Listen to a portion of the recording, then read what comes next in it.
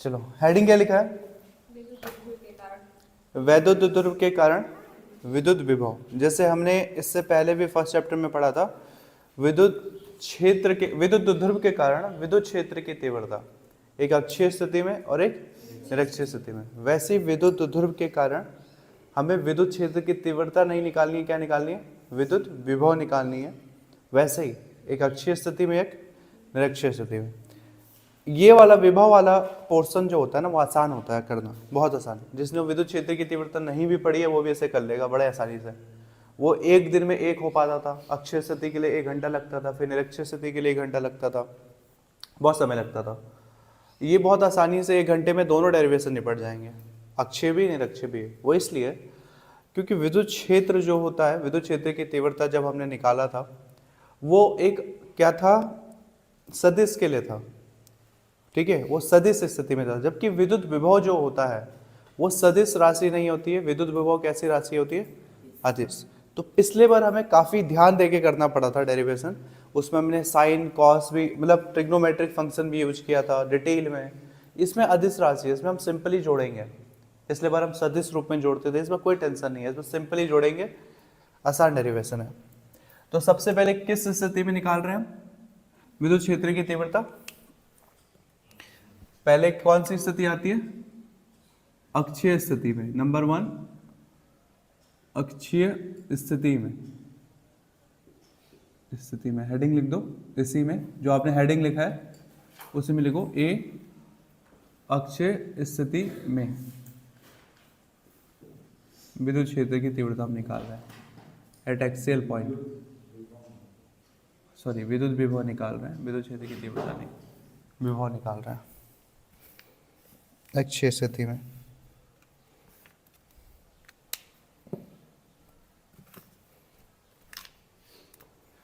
हो गया? अक्षीय स्थिति निरक्षीय स्थिति पहले भी पढ़ा हुआ है, जिसने नहीं भी पढ़ा है वो भी देखो। सिंपल, हमें विद्युत ध्रुव के कारण निकालना है। तो पहले विद्युत ध्रुव कहते किसे हैं? सिंपल सा क्या होता है विद्युत ध्रुव? किसे कहते हैं विद्युत ध्रुव? बताओ, पढ़ा है ना? जब दो आवेश, और कैसे आवेश होने चाहिए? दोनों समान परिमाण, मतलब अगर ये भी, ये क्यू है तो ये भी क्यू, लेकिन प्रकृति कैसी? विपरीत। अगर ये प्लस तो ये माइनस, तो ये होता है विद्युत ध्रुव। सेंटर पॉइंट मान लो क्या है? O, और ध्रुव के बीच की दूरी कितनी हो जाएगी? टोटल दूरी, इसकी टोटल दूरी हम दिखा देते हैं कितनी होती है? 2n। और अगर इन्हें छोटी छोटी दूरियों में तोड़ा जाए तो ये कितनी दूरियों में आप तोड़ोगे? L plus L। ये देखो सिंपल है, जब ये छोटी दूरी L है यहाँ से लेकर के O तक की दूरी, फिर यहाँ से O से लेकर के माइनस Q तक की दूरी भी कितनी है? L। तो L प्लस L टोटल दूरी कितनी हो जाएगी? 2L। ठीक है, ये आपका विद्युत ध्रुव हो गया। अब विद्युत ध्रुव के कारण अक्षीय स्थिति में निकालना है। अक्षीय स्थिति का क्या मतलब होता है? अक्ष का मतलब होता है या तो उसके राइट साइड या फिर लेफ्ट साइड हमें किसी बिंदु को ले लेना है। इधर कोई इससे r दूरी पर एक बिंदु मान लो, यहाँ पे एक रैंडम पॉइंट है, ये बिंदु मान लो P है। इस विद्युत ध्रुव के कारण हमें इस P पर, विद्युत ध्रुव के कारण P पर विद्युत विभव निकालना है। जैसे पिछली बार निकालते थे, प्लस Q के कारण P पर विद्युत विभव, माइनस Q के कारण P पर विद्युत विभव, और फिर दोनों को क्या कर देना है? ऐड कर देना है।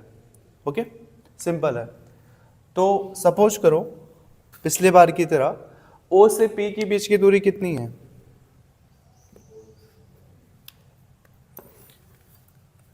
कितनी दिखाते थे टोटल दूरी? सपोज, अच्छा ये दूरी दिखाते थे हम किस चीज से?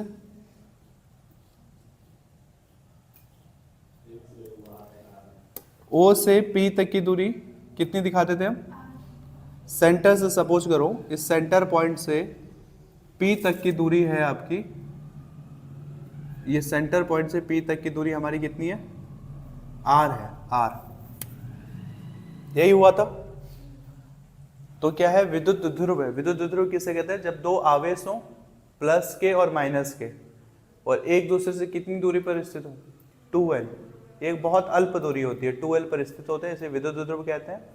विद्युत ध्रुव से के सेंटर से r दूरी पर एक पॉइंट P है और इस P पर हमें क्या निकालना है, विद्युत क्षेत्र की तीव्रता, विद्युत विभव निकालना है। पहले प्लस क्यू के कारण निकालेंगे, फिर माइनस क्यू के कारण निकालेंगे हम विद्युत विभव। ओके, तो देख लेते हैं, इससे पहले भी आपने ये सब किया हुआ है, तो लिखते हैं। तो सबसे पहले प्लस क्यू के कारण किस पे, प्लस क्यू के कारण P पर क्या निकालना है, प्लस क्यू के कारण P पर विभव। ओके,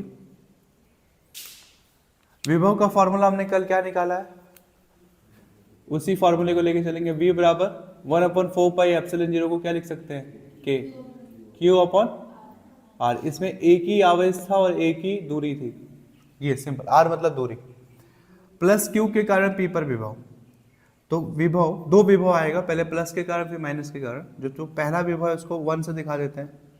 V1 बराबर K की जगह K तो कांस्टेंट है, आवेश कितना है, इसमें ध्यान देना, विद्युत क्षेत्र की तीव्रता में हम प्लस क्यू माइनस क्यू हम नहीं लेते थे, हम सबको प्लस ही लेके चलते थे, देन नेट निकालते थे हम। इस केस में, विद्युत विभव के केस में, हम प्लस को प्लस लिखेंगे और माइनस को माइनस, वही हमारा काम आसान बनाएगा, याद रखना। तो के क्यू की जगह क्या लिखोगे, प्लस क्यू, और आर का मतलब क्या होता है, दूरी। प्लस क्यू के कारण P पर, आर तो यहां पर ये लिखा हुआ है, लेकिन आर का एक्चुअल मतलब होता है दूरी। हम प्लस क्यू के कारण P पर निकाल रहे हैं, इसका मतलब प्लस क्यू से P के बीच की दूरी कितनी हो जाएगी, पहले भी बताया हुआ है मैंने, जिसने पहले नहीं समझा उनको मैं समझा देता हूं अभी। हमें निकालना है प्लस क्यू से P तक की बीच की दूरी, तो कैसे निकलेगा, आपकी ये सबसे बड़ी वाली दूरी है ये, ठीक है, ये वो प्लस क्यू, और प्लस क्यू से P तक की दूरी हो गया ये यहां से यहां तक की टोटल दूरी। तो इतनी बड़ी दूरी कैसे निकलेगा, आप सिंपल सा तरीका है, ये छोटी दूरी क्या है, ये इतनी तक की दूरी कितनी है, L, और बाकी यहां से यहां तक की दूरी कितनी है, R। तो L और R को अगर आप जोड़ दोगे तो यहां से यहां तक की टोटल दूरी मिल जाएगी हमें। तो हम क्या लिख सकते हैं, वो दूरी कितनी हो जाएगी, R प्लस L। ये बड़ी दूरी और ये छोटी दूरी को जोड़ दो तो आपको टोटल दूरी मिल जाएगी। वैसे यहाँ पे दूरी का वर्ग है, तो दूरी कितनी आ रही है, प्लस क्यू से P तक की, R प्लस L, और इसका होल स्क्वायर, स्क्वायर है इसका नहीं, तो सिंपल लिखना है K plus Q R plus L। ये आपका क्या आ गया, V1 आ गया, प्लस क्यू के कारण P पर विभव आ गया। सेम इसी तरह से हमें किसके कारण किस पर निकालना है, माइनस क्यू के कारण P पर निकालना है, इसके कारण इस पर। तो माइनस क्यू के कारण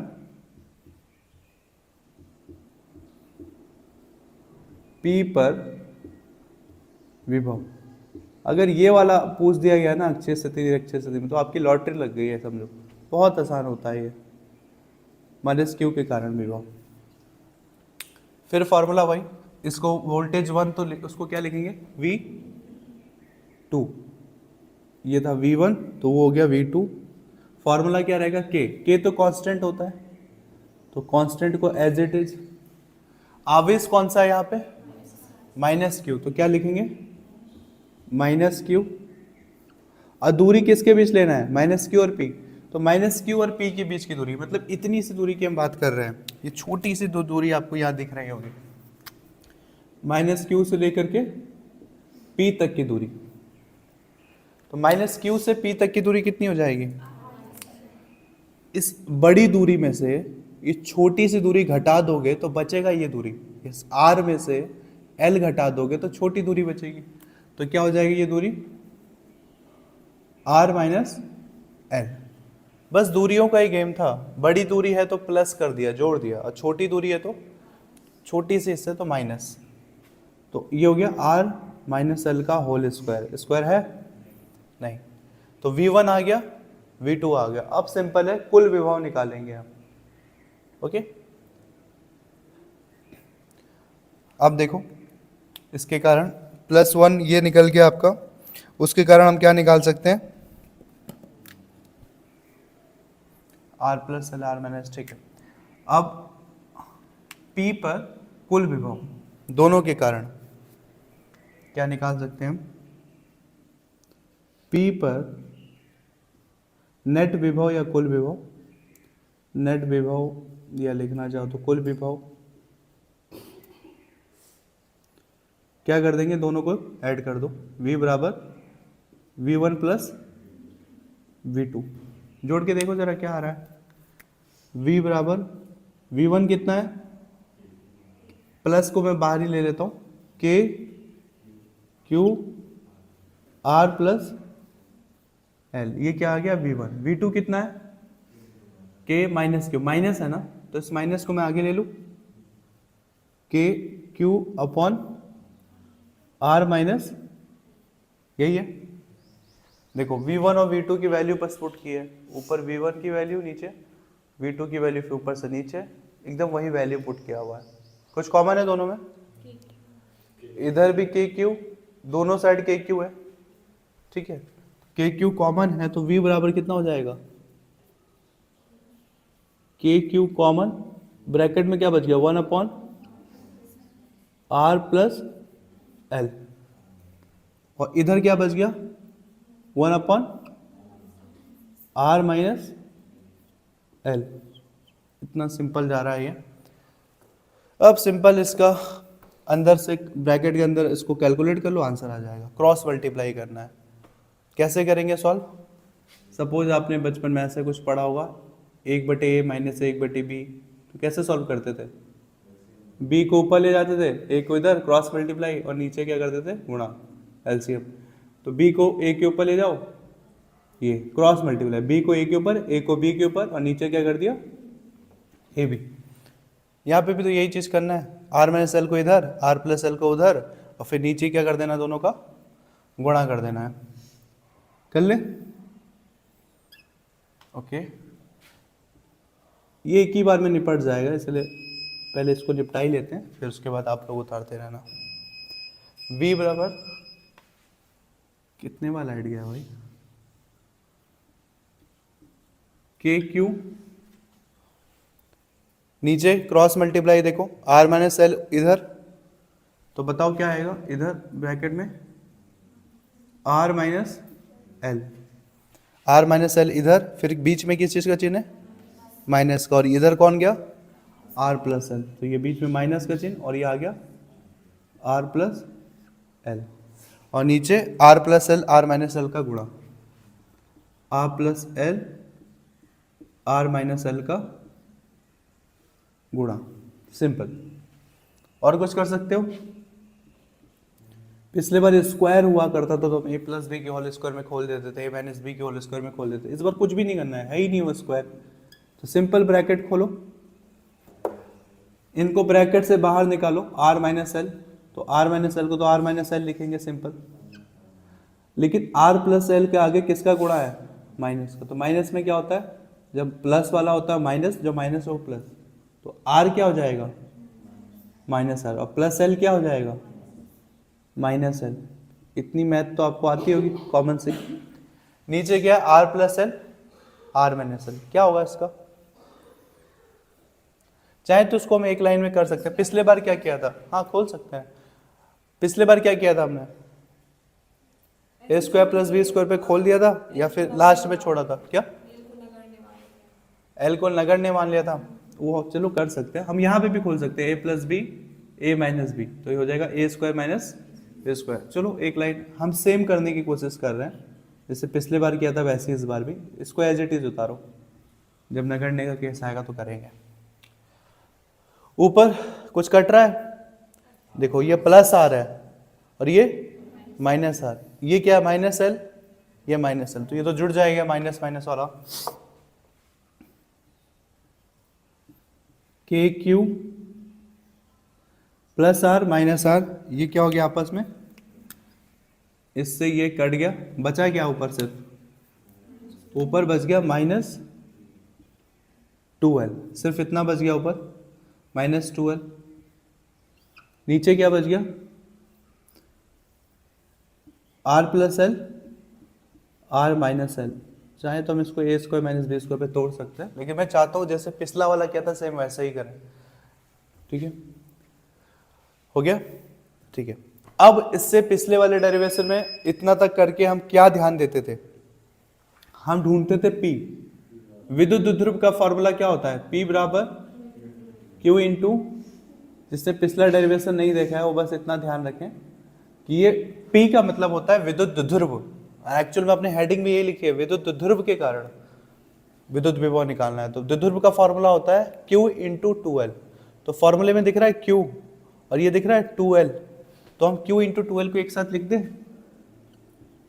तो ये K, ये माइनस बाहर आ गया तो माइनस, ठीक है। अंदर कितना बच जाएगा, सॉरी ये बच गया K, पेन क्यों चेंज किया मैंने, ये हो गया K, ओके। फिर देखो Q और 2L को एक साथ करेंगे तो Q और 2L की जगह हम क्या लिख सकते हैं सीधा, P। और नीचे क्या बच गया, R plus P, R plus L minus R plus L, R minus L, ये बच गया। हो गया, एकदम फाइनल स्टेप में आ गया।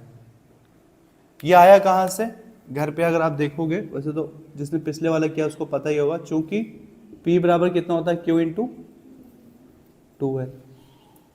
लास्ट लाइन क्या लिखते हैं जब सब हो जाता है, तो लास्ट लाइन हम क्या लिखते थे, L जो होता है बहुत सूक्ष्म दूरी है, L बहुत छोटा दूरी होता है R की तुलना में। चूंकि L R की तुलना में बहुत ज़्यादा छोटा है, इसलिए हम L को क्या मान लेते हैं, नगण्य या जीरो मान लेते हैं। क्योंकि L की तुलना में R क्या है, बहुत बड़ा, और L क्या है, बहुत ज़्यादा छोटा। इसलिए हम एक लाइन लिखते हैं, चूंकि जो L है वो बहुत ज़्यादा छोटा है, बहुत ज़्यादा, L is less than R। पता नहीं ये वाला चिन्ह जहाँ खुला हो वो बड़ा होगा, जो वो ये है बट क्या हुआ, तो R क्या है, बड़ा, और L क्या है, छोटा। और L बहुत छोटा है और R का क्या है, काफ़ी बड़ा है। क्योंकि L is less than R, तब क्या मान लेते हैं हम, L को नगण्य मान लेते हैं। L को नगण्य मानने पर या रखने पर, L को नगण्य मानने पर, L को अगर नगण्य मान लोगे, अगर आप L को नगण्य मान लोगे मतलब जहां L है उसको क्या मान लेना है, जीरो।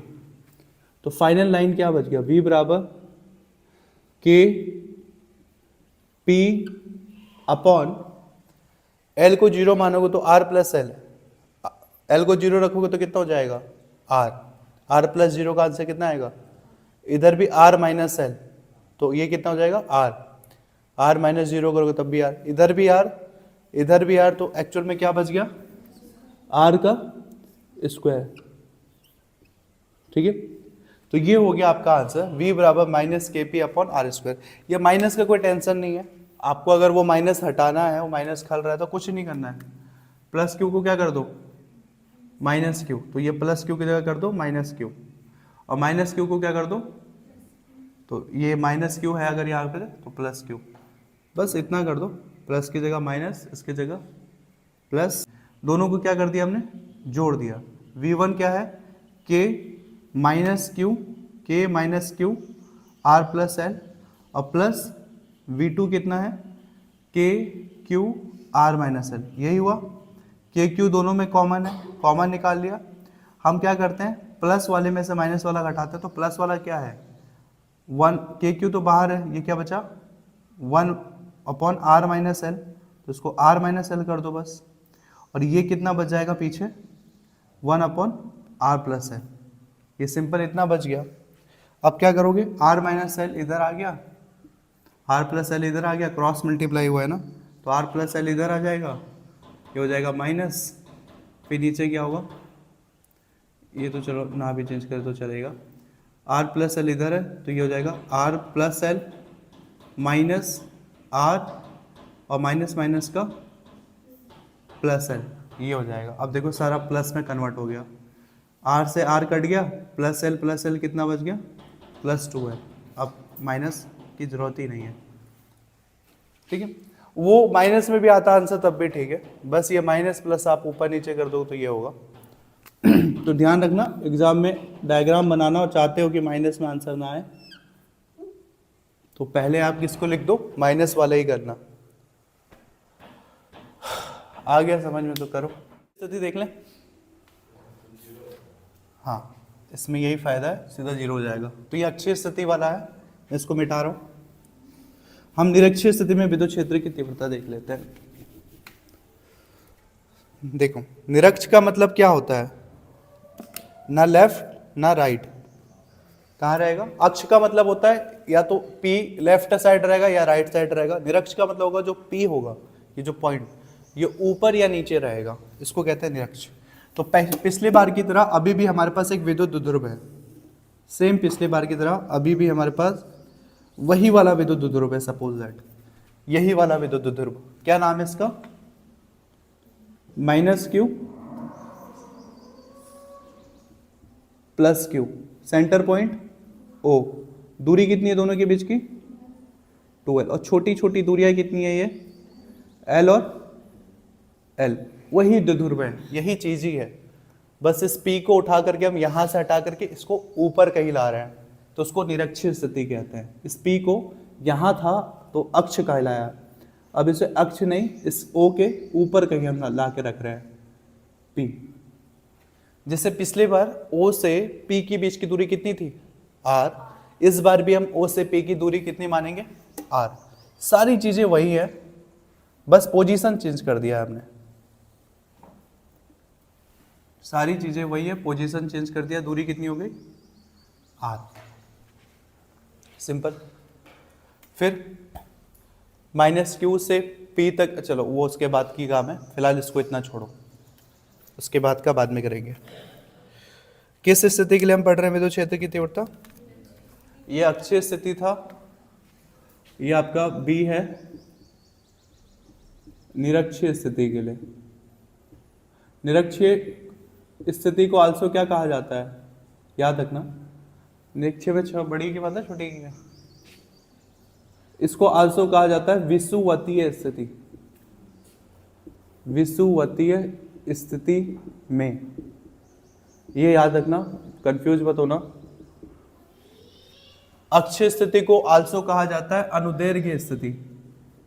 ये एक बार बोर्ड वाले बच्चे झेल चुके हैं ये क्वेश्चन, ठीक है, उत्तराखंड बोर्ड 2017 या 18 में सब ने पढ़ा था ये, मतलब विद्युत क्षेत्र की तीव्रता के लिए पता है, रिपीटेड क्वेश्चन आना ही है। बट अक्षीय स्थिति ना पूछ के क्या पूछा, अनुदैर्घ्य स्थिति में। अब बच्चे कंफ्यूज, अनुदैर्घ्य क्या होता है, उसी का जो दूसरा सेट बना, जो दूसरे सेट में उसी डिस्ट्रिक्ट में बना होगा, उसमें अनुदैर्घ्य ना पूछ के पूछा लोगों ने विषुवतीय स्थिति, जबकि आदत हमें क्या पढ़ने की है, अक्षीय निरक्षीय। इन्होंने वर्ड चेंज कर दिया, अक्ष की जगह पूछा अनुदैर्घ्य, निरक्ष की जगह पूछा विषुवतीय। इंग्लिश दोनों का सेम होता है, इसीलिए कहता हूँ हर चीज़ का इंग्लिश पढ़ते रहना चाहिए। तो इसको कहते हैं axial point, eight axial point या एक्सियल पोजीशन, वो क्या होगा, नॉन एक्सियल पोजीशन, निरक्षीय, अक्षीय निरक्षीय, ठीक है। या फिर इसको कहते हैं इक्विटोरियल पोजीशन, इक्विटोरियल मतलब अक्ष, और उसे कहते हैं नॉन इक्विटोरियल पोजीशन, निरक्ष। हालांकि यूपी बोर्ड में कभी ऐसा मैंने देखा नहीं, जब भी मैंने सीरीज वगैरह देखा उसमें पुराने घिसे पीटे अंदाज में अक्षीय निरक्षीय ही पूछा गया है हर बार। फिर भी याद रखना निरक्षीय को विषुवतीय भी कहते हैं। ओके, अब सेम यही कॉपी पेस्ट करना है वहां पे। -q के कारण P पर विभव, -q के कारण P पर विभव निकालें, लिख देते हैं -q के कारण P पर विभव। ओके, विभव का फॉर्मूला क्या होता है, तो -P के कारण है, दो विभव निकलेंगे तो उसको V1 मान लो। विभव का फॉर्मूला कितना होता है, K Q अपॉन, इसमें Q कौन सा है, तो माइनस है, तो ये लिख दो -Q, ये माइनस बाहर लिख दिया है। और दूरी कितनी है, R का मतलब क्या होता है, दूरी, तो -Q से P की बीच की दूरी कितनी है, माइनस क्यू से पी। इसको अब हम मिलाएंगे, जिसने पिछले वाला पढ़ा है उसको बहुत आसान लग रहा होगा, याद भी होगा आंसर। कितना आता था, माइनस क्यू से पी की बीच की दूरी हमें पूछी गई है, तो हमें ये दूरी मिलाना है, ठीक है। यहाँ पे डॉटेड करके भी कर सकते हो। माइनस क्यू से बी की बीच की दूरी कितनी आ जाएगी, क्यू से पी के बीच की दूरी देखो। अगर ये समकोण त्रिभुज है, समकोण त्रिभुज मतलब त्रिभुज के एक एंगल अगर 90 डिग्री पे सीधा, और ये अगर एंगल कितना है, थीटा, कोण थीटा है, तो किसी भी त्रिभुज के सामने वाली भुजा क्या कहलाती है, लंब। जो सबसे लंबी भुजा होती है वो क्या कहलाती है, और जो तीसरी बच गई वो क्या होगा, आधार। लंब, कर्ण, आधार। कल मुझे पाइथागोरस पढ़ाना है, यही पे तुम रिवीजन करवा दोगे मेरा। लंब, कर्ण, आधार। हमें एक्चुअल में निकालना क्या है, माइनस क्यू पी के बीच की दूरी। तो माइनस क्यू पी लंब है, कर्ण है, आधार है, कर्ण है। और कर्ण कैसे निकाला जाता है, पाइथागोरस प्रमेय से। पाइथागोरस प्रमेय क्या होता है, कर्ण का वर्ग बराबर लंब का वर्ग प्लस आधार का वर्ग।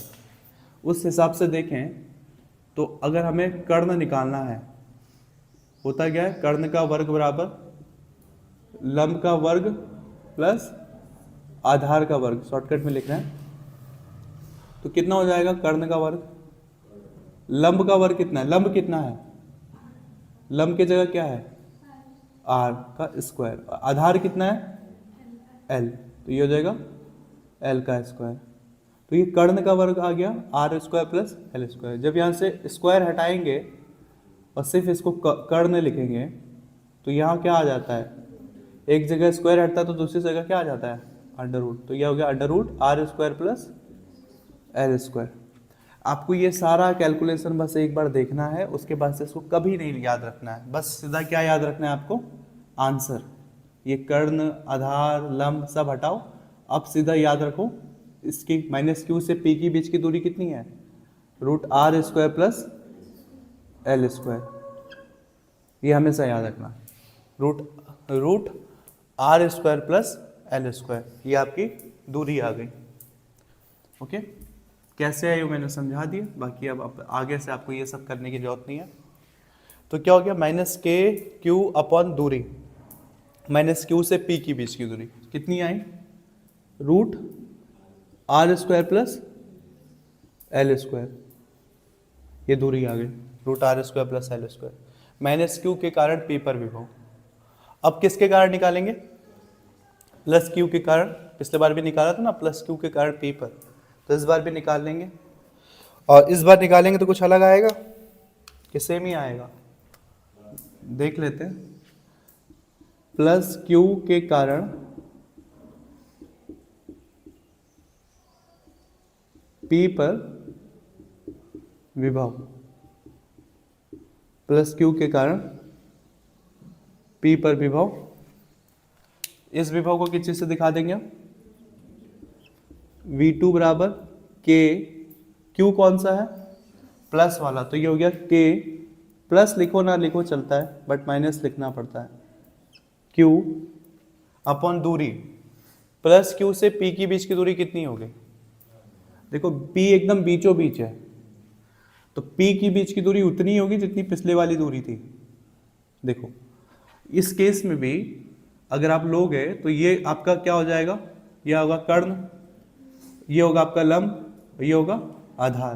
तो इस बार भी आधार तो एल ही है और लंब कितना है, आर है, तो पिछले बार की तरह तो है। तो पिछले बार दूरी कितनी आई थी हमारी, रूट आर स्क्वायर प्लस, वही दूरी इस बार भी आएगी। इसीलिए कह रहा हूँ वो कैलकुलेशन याद मत रखो, वो एक बार कर लोगे जिंदगी भर याद रहेगा। जो भी आपको पता है आर और एल दोनों को स्क्वायर करके रूट में रख दो, इधर भी वही आएगा उधर भी वही आएगा। तो प्लस क्यू के कारण पी के बीच की दूरी कितनी है, रूट आर स्क्वायर प्लस, देखो सेम है दूरियां दोनों में, V1 और V2 देखो ऑलमोस्ट सेम ही है। अब जब हम माइनस क्यू के कारण और प्लस क्यू के कारण निकाल लेते थे तब क्या करते थे, P पर नेट विभव निकालते थे V1 प्लस V2।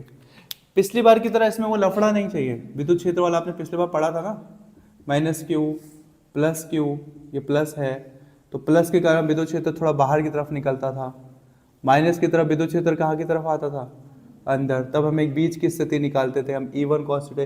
वो टेंशन ही नहीं है यहाँ पे, वो तब होता था तब विद्युत क्षेत्र सदिश राशि था, विद्युत क्षेत्र सदिश राशि था, इसलिए हमें वो सब टेंशन पालना था। विद्युत विभव क्योंकि अदिश राशि होता है इसलिए वो टेंशन ही नहीं है हमारा, हमें सिंपल सॉल्व करना है, सिंपल जोड़ना घटाना है क्योंकि अदिश राशि होती है। इसीलिए पिछले बार की तरह P पर नेट विभव, P पर नेट विभव V बराबर कितना हो जाएगा, V1 प्लस V2। रखो जरा, V बराबर V1 कितना है, माइनस के Q upon root are square plus L square, और V2 कितना है, plus k q root are square plus, कुछ कट रहा है, माइनस के, ये देखो ये पूरा टर्म देखो, ये और टर्म और ये टर्म दोनों सेम है, K Q upon root are square plus L square, K Q upon root are square plus, ये माइनस में है ये प्लस में है, क्या हो जाएगा, ये पूरे पूरे टर्म आपस में कट जाएंगे। देखो ये भी और ये भी पूरा कट जाएगा क्योंकि इसमें सब कुछ कॉमन ही आ रहा है और ऊपर से माइनस का चिन्ह लगा हुआ है उधर, तो माइनस प्लस आपस में कट गया, तो V बराबर कितना आ गया। अतः निरक्षीय स्थिति में विद्युत विभव कितना होता है, शून्य होता है। और P पर नेट विभव V बराबर V1 प्लस V2 करोगे तो यहाँ पे आप लिख सकते हो, यहाँ पे लिखने की जरूरत नहीं पड़ी थी, या फिर रहने दो, अदिश राशि है, ये बस समझने के लिए याद रखना कि पिछले बार हम cos थीटा लगाते थे, E1 plus E2 cos theta, E1 E2 cos theta, वो क्योंकि वो सदिश राशि था, ये अदिश राशि है इसलिए cos थीटा sin थीटा की टेंशन नहीं है। तो ये निरक्षीय स्थिति में आ गया, सेम देखो सेम टू सेम स्टेप है, बस क्या चेंज हो रही है, नीचे की दूरी चेंज हो गई है बस, और क्योंकि यहाँ पे V1 प्लस V2 दोनों दूरियाँ सेम है, एकदम हर चीज़ सेम है, तो कट गया, आंसर आ गया 0। तो ये आपका निरक्षीय स्थिति में या विषुवतीय स्थिति में विद्युत विभव, और वो हो गया अक्षीय स्थिति में विद्युत विभव। ठीक है, उतार लो इसको।